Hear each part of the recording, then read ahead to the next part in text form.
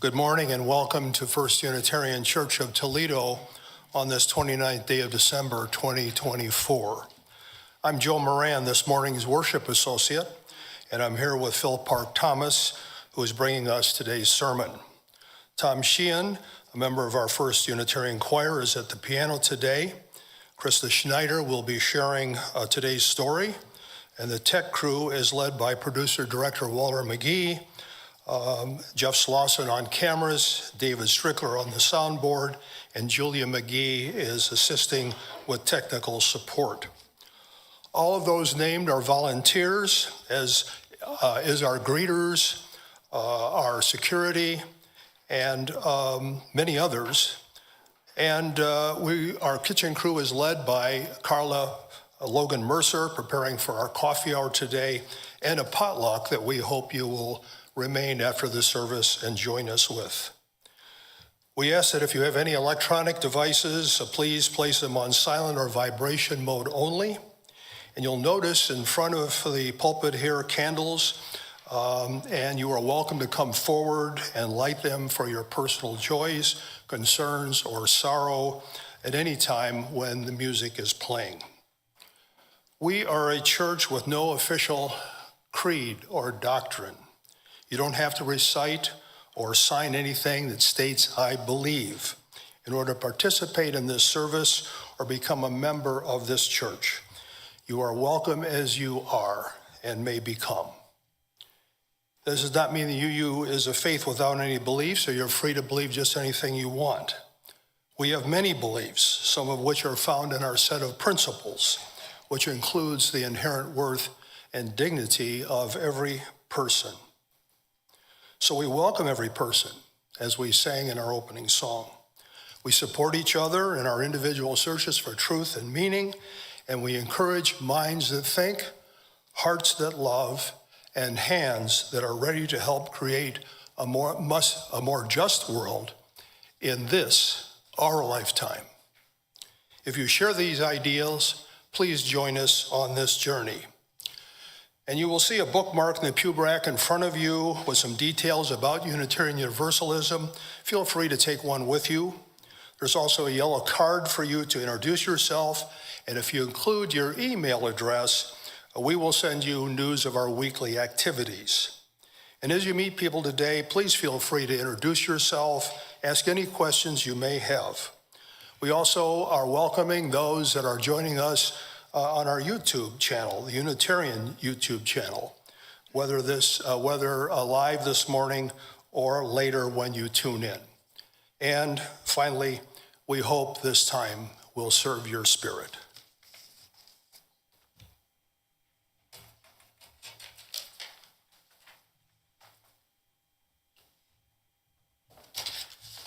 As Joe lights the chalice, let us recite the words as they appear on the screen.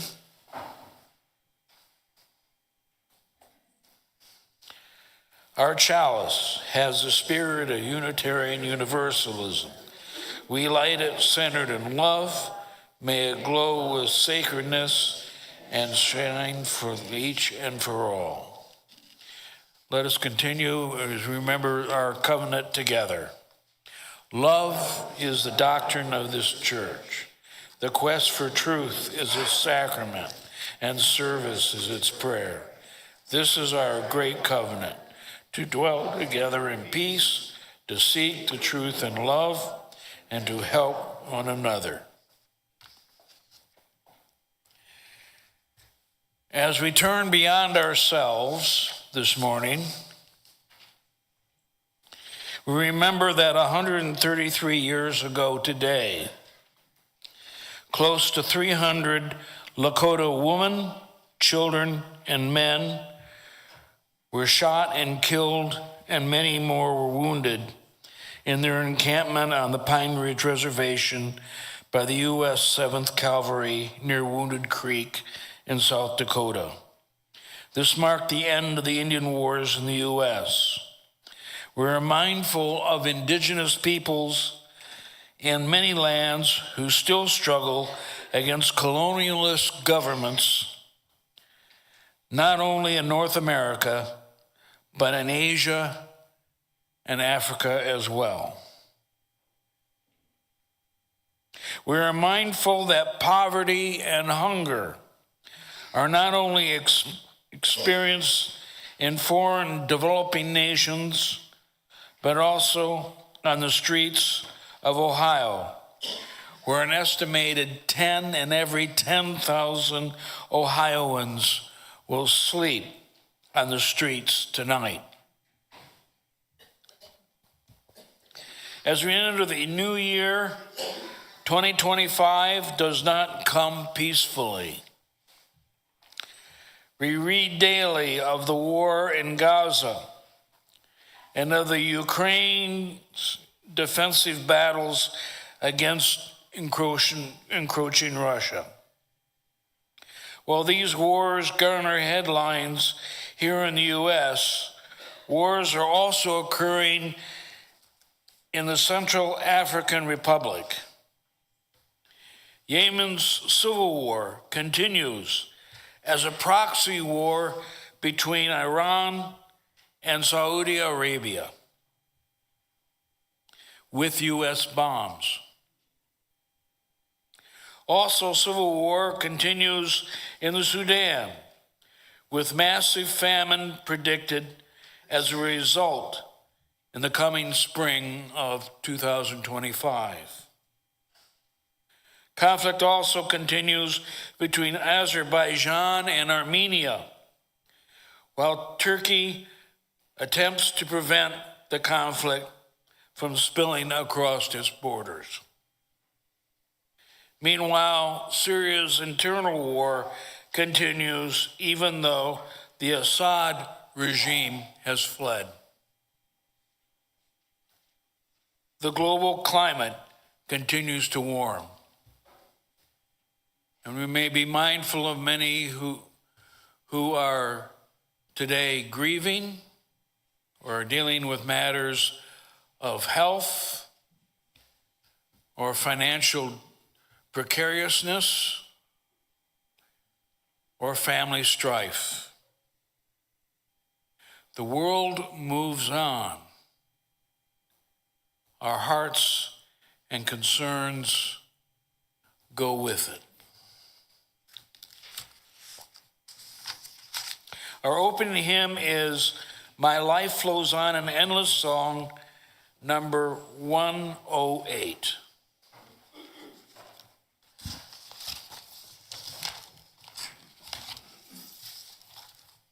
Please join in, everybody.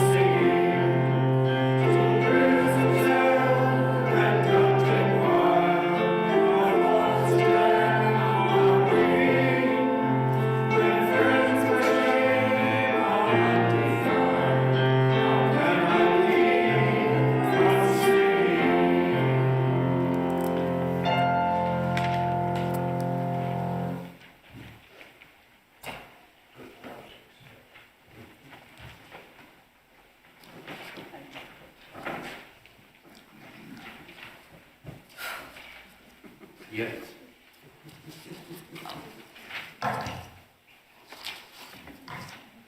Good morning. Good morning. Good morning. I feel like the story I'm about to read, which was written by Jenny Goffman, our religious education director, inspired me to sing along to that hymn. Perhaps you'll be able to figure out why after I read it. Anyway, the title of the story today is Anything Worth Doing is Worth Doing Poorly. Raise your hand, please, if you've ever heard someone say, anything worth doing is worth doing well. It's a very common phrase, obviously, that is supposed to be inspiring, I guess. It was coined by Philip Stanhope, the 4th Earl of Chesterfield. And you'd like to think that the 4th Earl of Chesterfield was some brilliant genius. Or Jesus. Anyway, a brilliant genius like Shakespeare, to be or not to be, or Kendrick Lamar. Don't kill my vibe. But let's be honest, no one achieves the rank of 4th Earl of Chesterfield. He was the 4th Earl of Chesterfield the minute he was born, and his life was probably pretty smooth sailing after that. Anything worth doing is worth doing well. I don't care for this advice. It's intimidating. It gives the impression that everything must be done well. And sure, that's true about some things, like tests and launching missiles. But most things are not tests or missiles. Most things are the ordinary stuff we do every day. Brushing our teeth, making dinner, doing hobbies. Can you imagine what life would be like if we really gave our all, every day, to making dinner? Creating a dinner that could be served in restaurants, or be on the cover of magazines. I mean, maybe we should if everything worth doing is worth doing well. Although my son, who is an Uber Eats driver, would probably be out of a job, so please don't do that. The 4th Earl of Chesterfield, I am reasonably sure, did not have to make his own dinner. He had dinner prepared for him by a professional. Today, many grown-ups who are trying to follow his advice sometimes knock themselves out trying to make a delicious yet healthy dinner every night. It's a lot of work, and it can lead to a lot of guilty feelings. What if everything worth doing is worth doing poorly? You could spend an hour every night creating a picture-perfect meal, or you could just let everybody have cereal. If you don't have time in the morning to spend 30 minutes meditating, spend 1 minute meditating. If you don't have time to clean your room, I'm looking at you. Well, put one shirt in the hamper, off the floor. Please, Isaac, just one shirt. I'm begging you. We all know we're supposed to floss our teeth every night, right? But hardly any of us do it. What if you just flossed one tooth? Flossing our teeth is a thing worth doing. And if we're not doing it well, why not do it poorly?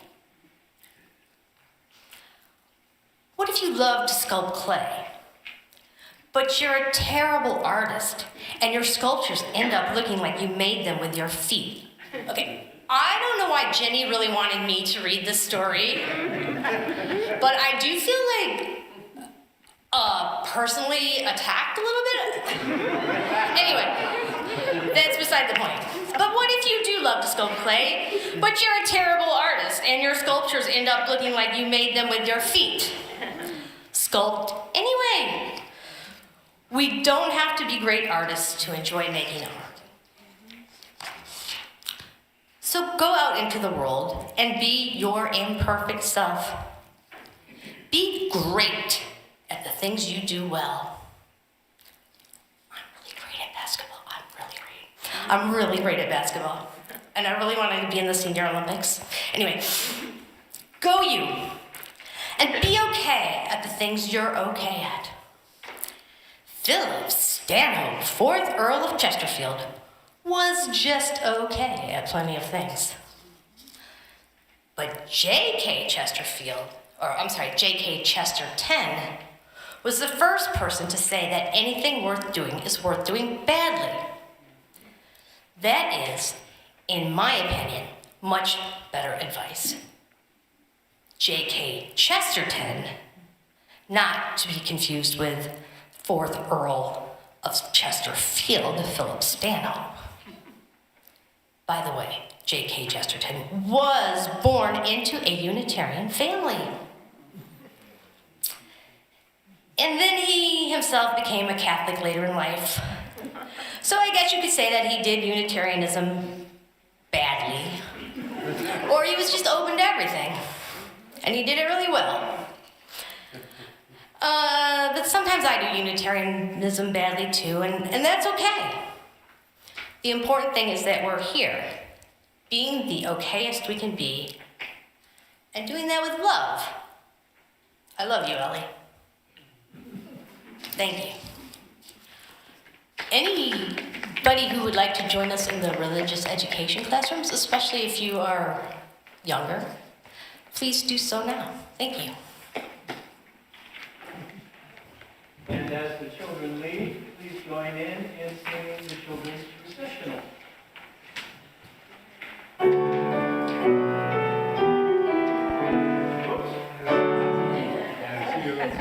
Anything doing well. Again.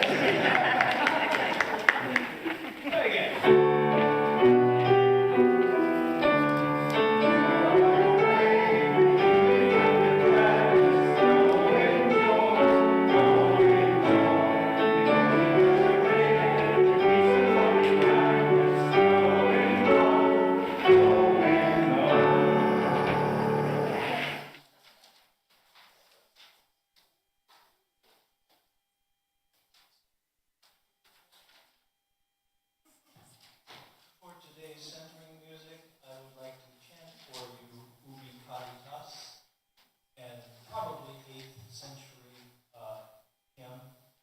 It means where there is love, where there is God, there is love. Or where there is love, there is God. Anyway. Ubi caritas et amor Deus ibi est, congregavit nos in unum, Christi amor, exultemus et in ipso iucundemur, timeamus et amemus Deum vivum, et ex corde diligamus nos in cielo. Simul ergo cum in unum congregamur, ne nos mente dividamur, caveamus, sessent Judia maligna, sessent lites, et in medio nostri sit Christus Deus. Ubi caritas et amor Deus ibi est.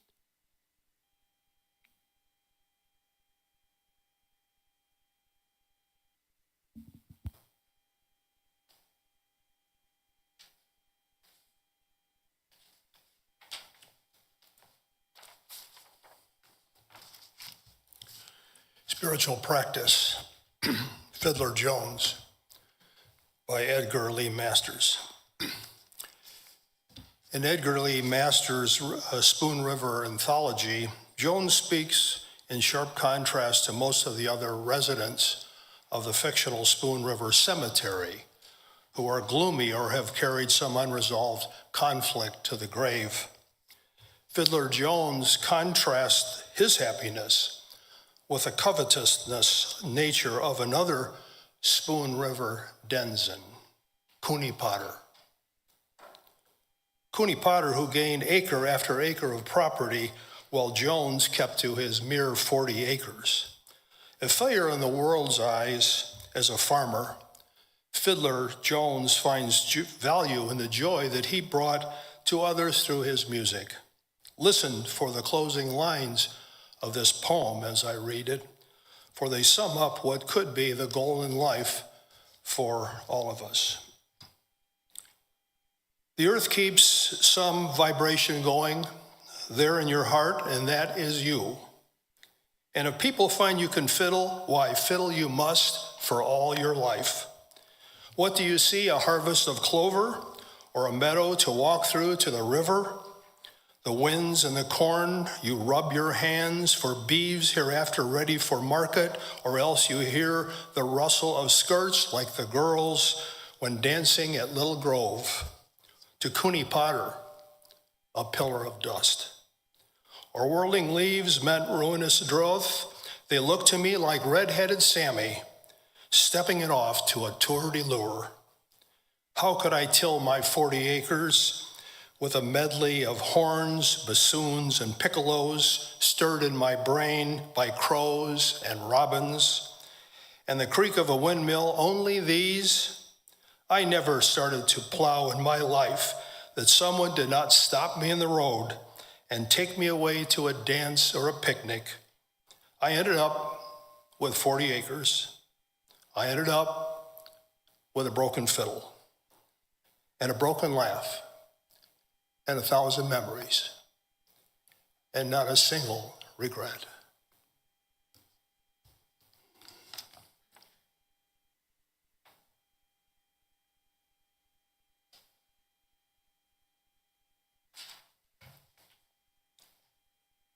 One minute of silence.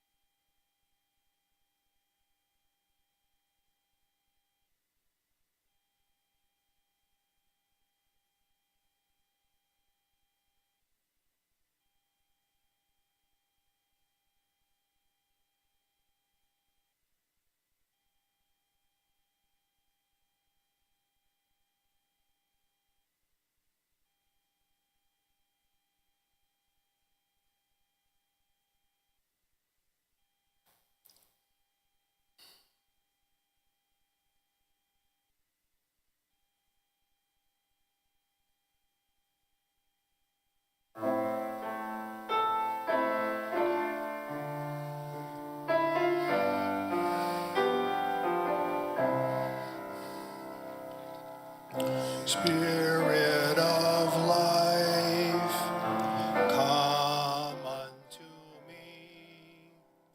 Sing in my heart, streams of compassion.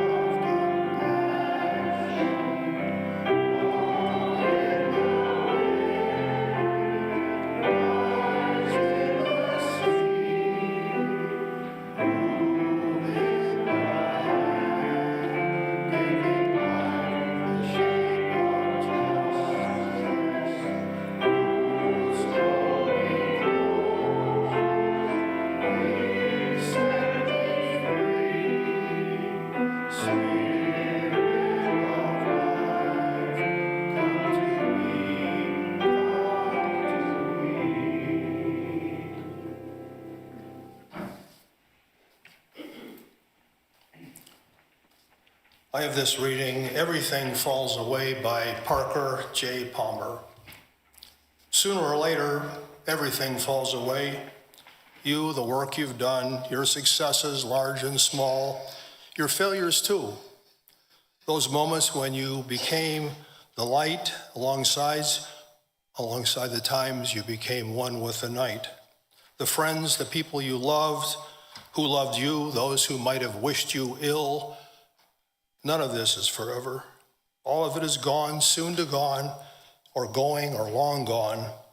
Everything falls away except the thread that you've followed unknowingly all along. The thread that strings together all you've been, all you've done. The thread you didn't know you were tracking until the end, when you see that the thread is what stays, as everything else falls away. Follow that thread as far as you can, and you'll find that it does not end, but weaves into the unimaginable vastness of life.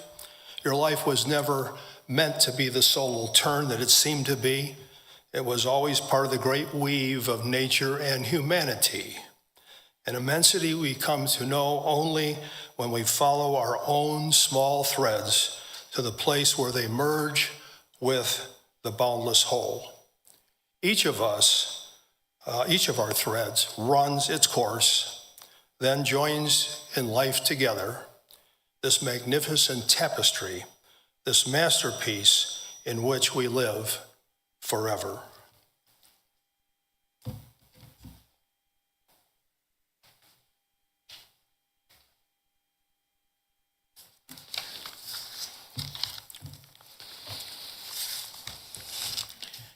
Thank you, Joe. And thank you, Tom, wherever you went. I'm going to depart from my usual pattern of public address this morning, that is to speak without a manuscript, and instead stick fairly close to what I've written. Given this morning's topic and the limited time I have to make my point, I want to communicate with as much precision as I am able. I knew beforehand that this Sunday, placed as it is between two holidays, will be heard by a somewhat smaller audience than might be present at other times of the year. So I ask in return that you who are present to engage with extra attention, that you may be able to carry the essence of my message to other members of our congregation in the coming days, weeks, and months.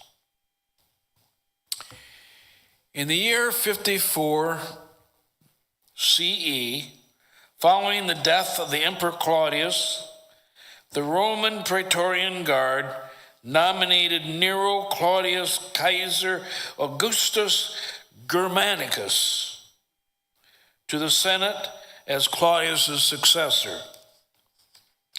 The nominee was the nephew and stepson of the previous emperor, the new Emperor Nero. Quickly won the support of the non-patrician classes. He revitalized the Roman economy that had been a bit turgid under the last years of Claudius's reign. Claudius, always conscious of his speech impediment, had avoided the public as much as possible. But Nero thrived on public spectacle and presented himself as a man of the people. Previous emperors had been content to merely view the games from their isolated box above the crowds. Nero actually entered the arena, addressed the crowds directly, and was willing to slay a gladiator or two with his own sword, to the amusement of the bloodthirsty crowd. However, this emperor of the people had a very troubling dark side, if that wasn't dark enough. Though he initially assured the Senate that he would respect senatorial autonomy, thus winning the support of several senators, as time went on, he found ways to erode Senate authority. He did not like having to share power with anyone. When his mother, Agrippina, began to criticize him for his excesses, Nero had her murdered. As he grew increasingly paranoid, he even had his brother, Britannicus, assassinated. Nero had a deep need for both power and attention. Members of the imperial court learned to kowtow to his whims. Lucky offenders might find themselves sentenced to exile, but their numbers were few. Most offenders, and it was easy to fall into that category, weren't just fired from imperial service, but risked facing the executioner or having to constantly be vigilant for an assassin's knife or poison. Nero reigned until his own suicide in 68 CE, when the Senate attempted to retake power and condemn Nero for his corruption and criminality. If Nero reigned today, he would be labeled a malignant narcissist with sociopathic tendencies. History has endured many narcissistic persons in positions of power, and they have always left destruction and chaos in their wake. Many of them have initially appealed to the grievances, real and imagined, of enthusiastic supporters, only to lead their followers to buyer's remorse later. In the case of Rome, Nero's death was followed by a year of chaos and civil war. He was succeeded by Galba, who reigned only 10 months until Otho had him killed and took the throne. Otho reigned for 3 months until Vitellius deposed Otho and, of course, had him killed. Vitellius reigned for 8 months until he was assassinated.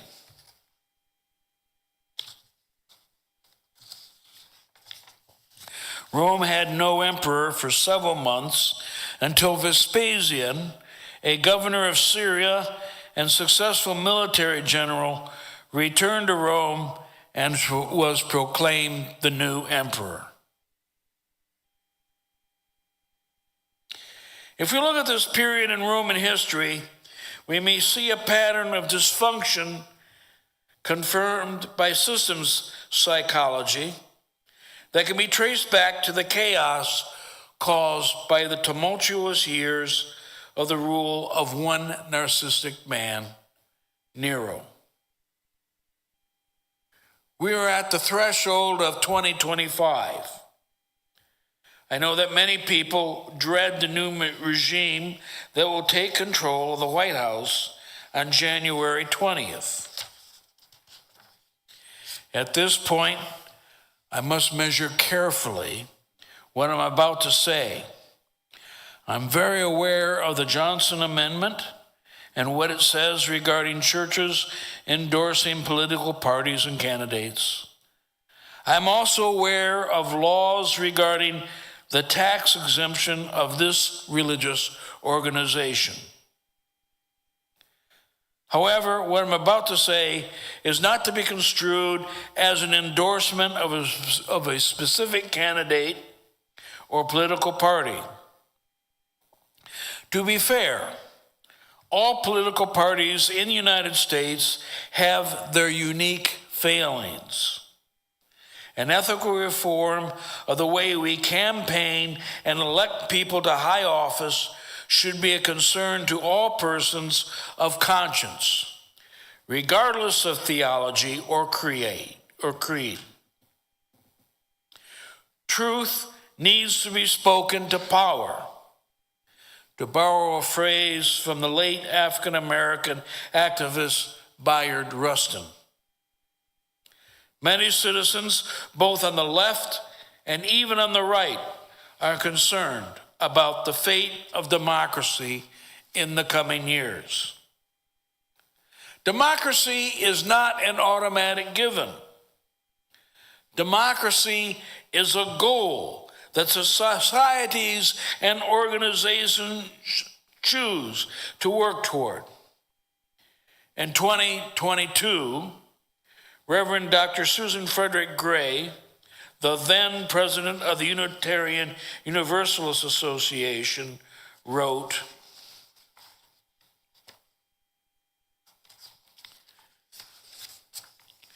Unitarian Universalists are committed to protecting and strengthening democracy.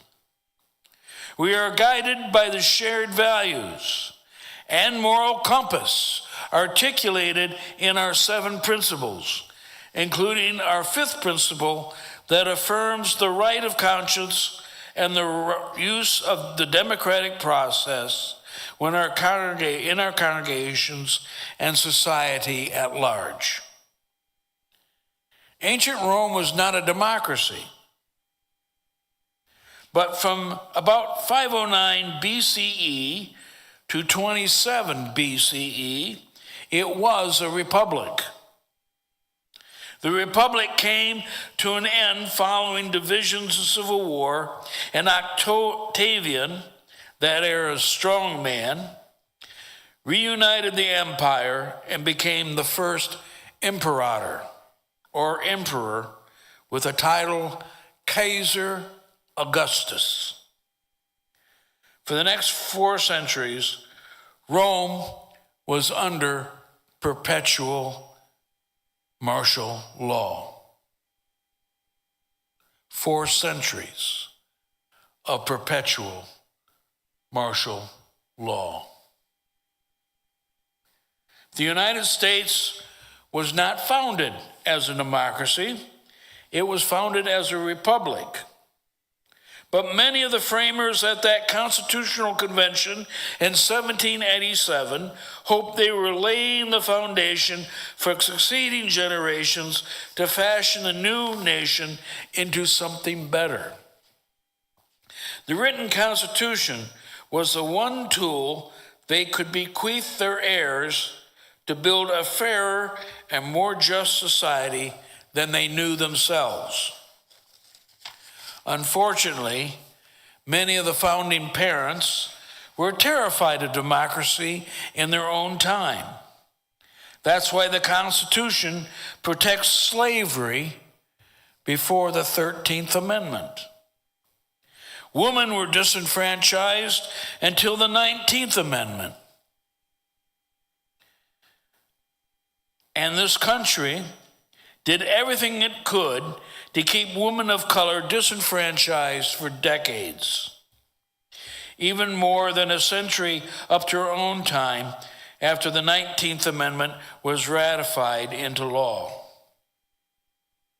Native Americans were not recognized as U.S. citizens until exactly a century ago.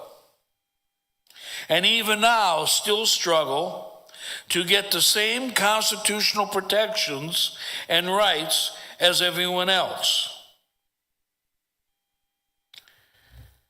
We fight over immigration, and that fight with attendant fears and anger greatly influenced the outcome of the recent election. A few years ago, I did a little research on the immigration controversy in the United States. It is not a new argument. Americans were divided on the issue of immigration before 1776. At least 1751, according to newspaper editorials that year. That's right. Before the ink was even dry on the Declaration of Independence, Americans were already arguing about the influx of new immigrants in major cities like Philadelphia, New York, and Boston. One side said new immigrants were good for the economy, and the other side said the new world belonged to those folks already here, the old settlers. Americans' short historical memory, however, benefits politicians, the only real winners in this debate. Every step we have made towards becoming more democratic, there have been certain interests putting in effort and money towards limiting that democratic impulse. If ever there has been a time for us to review and become more familiar with the Unitarian Universalist principles, 2025 will be that year. With increased attacks upon immigrants, communities of color, and the LGBTQ plus community, the very first principle that encourages us to value the inherent dignity and worth of every person will not only be tested, but we will be called upon to come to the side of the beleaguered community's defense. True affirmation means more than shaking the hands of members of these communities if and when they visit us. Affirmation means actively going out to defend these communities when they are being injured and denied their essential rights. Such action may not make us popular, but they make us right. If we take our second principle seriously, when it calls us to seek justice, we know that programs such as Social Security and Medicare may be on the chopping block in favor of a few wealthy individuals and corporations eager to preserve their lucrative government contracts at the expense of people who depend on these programs. The budget does need to be reined in, but not on the backs of the sick, the elderly, and the poor. Our country makes a moral statement in how it prioritizes its funds. When government favors the powerful and the wealthy against the needs of the suffering, our entire society becomes more unjust, making we who pay its taxes and elect its leaders implicit accomplices in that injustice. Our fifth principle states that we respect the right of conscience and endorse the democratic process, both in our churches and society at large. Democracy is an imperfect system. There will always be people who do not get their desires or way. But compared to most other systems, it approaches fairness best of all. As we head into 2025, our society is becoming less democratic and more authoritarian. Democracy will become just lip service until we continue to respect people's consciences and practice democracy at home. We also need to actively push back against the anti-democratic currents and speak out louder regarding voter suppression, big money distorting the elections, disinformation that has become endemic in every campaign season, and the timidity of both major parties in speaking truth to power. In 2025, we will see increased assaults upon the hard-won rights of women. Attempts will be made to finalize control over women's bodies while at the same time silencing them. The patriarchy is coming back with a vengeance. When one of this past year's presidential candidates, who already has been convicted of rape, says he'll protect women whether they like it or not, we need to do more than shake our heads at such blatant hypocrisy. We need to be ready, willing, and active to challenge misogyny wherever it rears its head. You may wonder why I opened this morning's message talking about a long-dead Roman emperor. Good question. I'm glad you asked. Even though ancient Rome was neither a democracy nor had aspirations toward becoming one, I wanted to point out the dangers of a society when a person who displays malignant narcissism and sociopathology comes into a position of power and responsibility. It is not enough to say, I will quietly wait out the next 4 years. That may be a tempting reaction to the anxiety many of us feel. But kicking the can down the road only keeps the can on our path. The proverbial can has the potential of eventually causing us to trip. We need to speak to both major parties about changing the path we currently find ourselves in. Both parties are complicit in letting these trends happen. We need to remind those whose job it is to represent us that politics in a true democracy is not just about power, but using that power ethically for the greatest good of society. Demagoguery can come just as easily from the left as from the right, especially in times when many people feel economically stressed and politically disenfranchised. During the 1930s, when this country experienced its worst depression, demagoguery came from the Democratic Party. With the rise of Huey Long of Louisiana, even FDR had demagogic tendencies as he ran for and won 4 terms in the White House.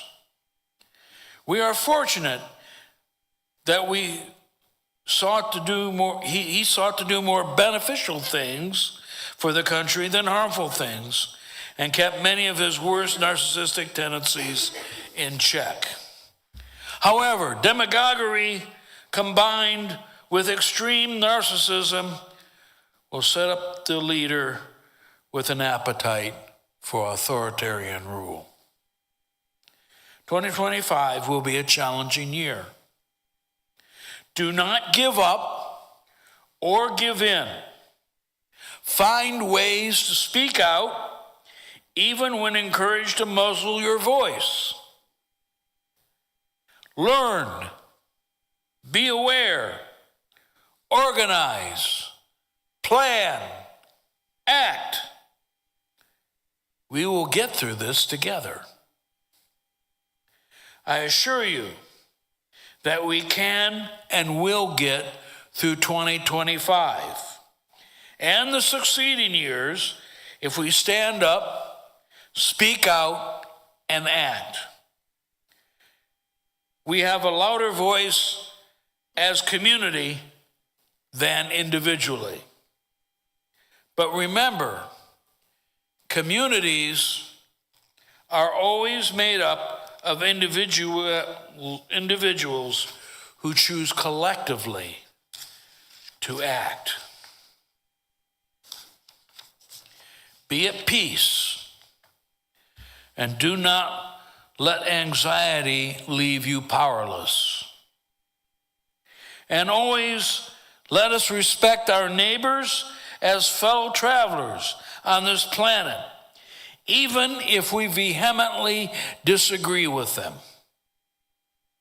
Be at peace, though determined, and blessed be. As we used to say in the community where I come from, the Religious Society of Friends, let truth prosper in your part. Let it be so.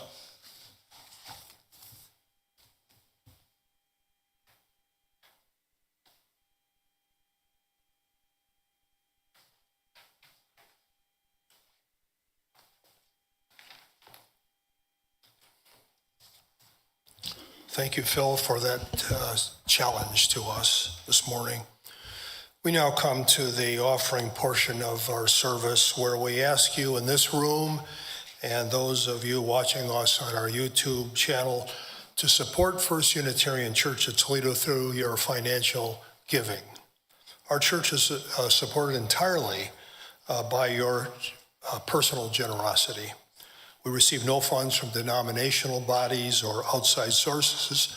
We rely on our members, supporters, and friends to share their time, talents, and financial gifts so we can continue to be a beacon of liberal religious thought and social justice activism. If our time together this morning has enriched your spirit, then we encourage you to give both generously and responsibly. So on the screen, you will see a Venmo QR code. Maybe I was talking too fast there. And you can use your smartphone to give using this code. Or you may also use this second QR code that is on the screen now as well. You may notice a basket is now being passed around the pews, and you can place your gift in a basket. And you can also mail us a contribution to First Unitarian Church of Toledo, 3205 Glendale 43614, and there is a picture of the envelope that you would find. Finally, there is a basket as you leave the sanctuary on your left as you leave. We thank you for your generosity, and you should know that your gift, big or small, are all deeply, deeply appreciated.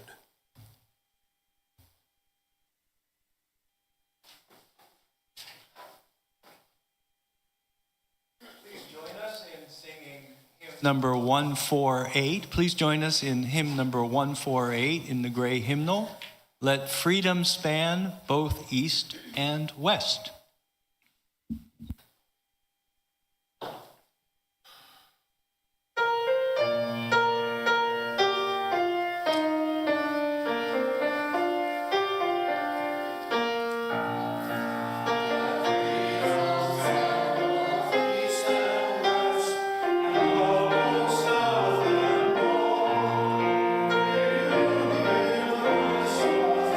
Fellowship through all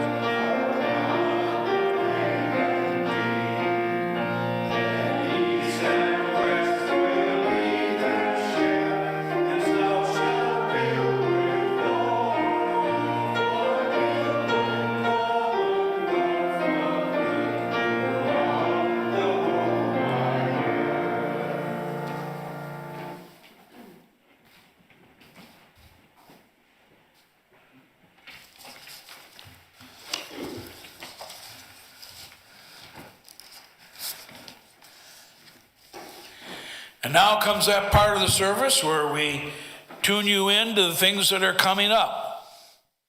And on the calendar, starting on the 5th, that's next Sunday, you're going to start having your fill of fills. Phil Teitelbaum and myself will begin presenting a series called Bible Babblings, which is not a Bible study. Just to confirm, you'd like to call Raylan Spleef.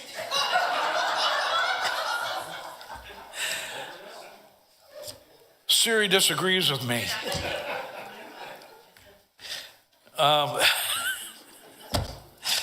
Where was I? Oh, yes.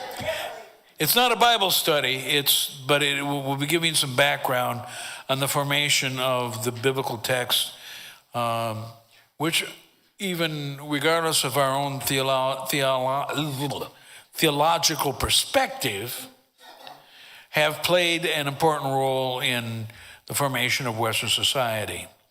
So you'll be getting some background stuff on how particularly the two testaments were formed. I'll be concentrating mostly on the formation of the New Testament.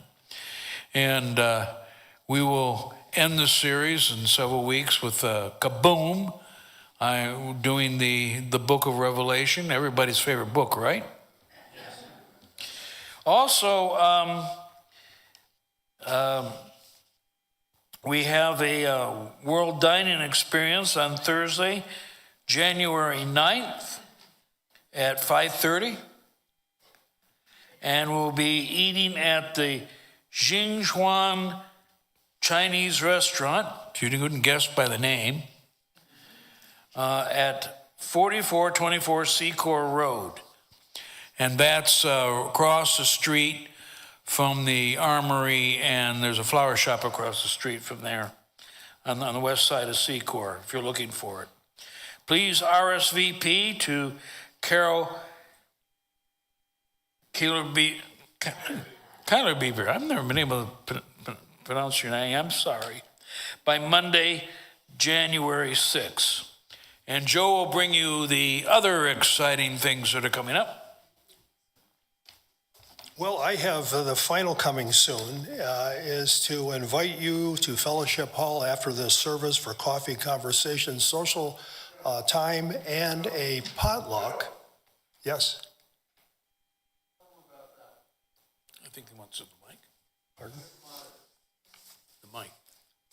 Is that better? Oh. Okay, all right, well, okay. Noon, Thursday, January 9th. Larry Clark is speaking on Israel-Palestine issues, and that is going to be at Monroe Street Methodist Church. I don't have the address. I'm not sure if it's on the screen there. You can see, I guess we have the whole series coming up on the following first Thursday. I believe that's myself speaking on capital punishment at also at Monroe Street Methodist. Do we have the next one coming up here? And then noon, Thursday, March 6th, we have the rights of animals and all of nature speaking Dr. Tim Reichert. I believe there's one more for April, and maybe that's the last one. Okay, now, coffee, conversation, social time, potluck, immediately after the service. We hope to meet you in Fellowship Hall. If you did not bring a dish, don't worry. There's going to be plenty of food. Unfortunately, with next week's sermon, the printout I was given is actually today's sermon. So I don't think I want to repeat today's sermon, but Reverend Tim? Next week, beginning a new year, the title is Self-Examination. Okay, and it is here on my sheet. However, it's listed as being today's service. So it is next week's service. It's self-examination. Thank you.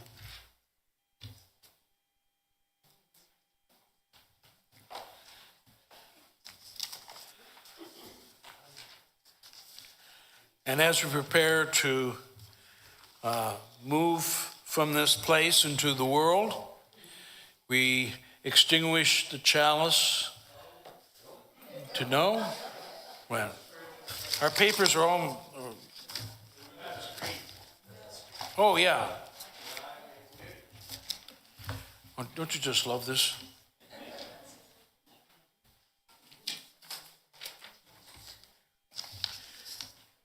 You know, Siri started talking back there and I threw me all off.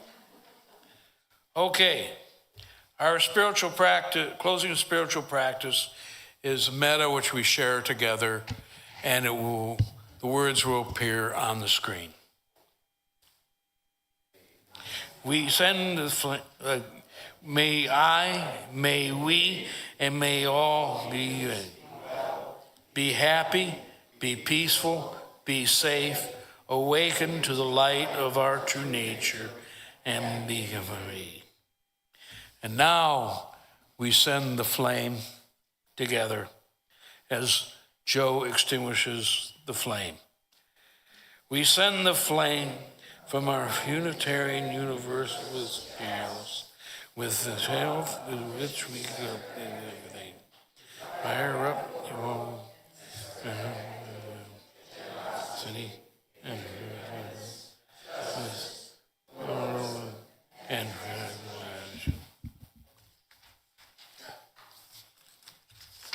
And to end our service, please join in the teal hymnal, hymn number 1007, There's a River Flowing in My Soul.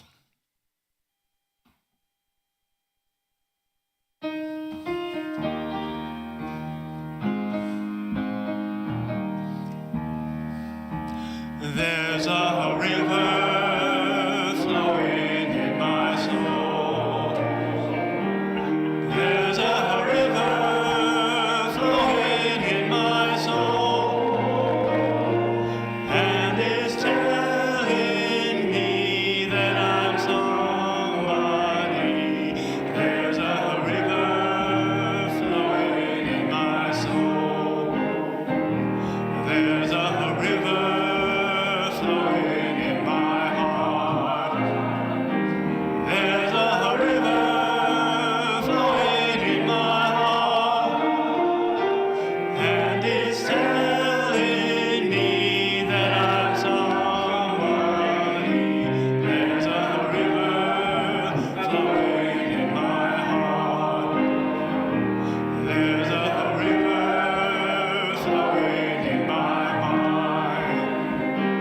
There's a river flowing in my mind, and it's telling me that I'm somebody. There's a river flowing in my mind. There's a river flowing. There's a river flowing. There's a river flowing in my soul.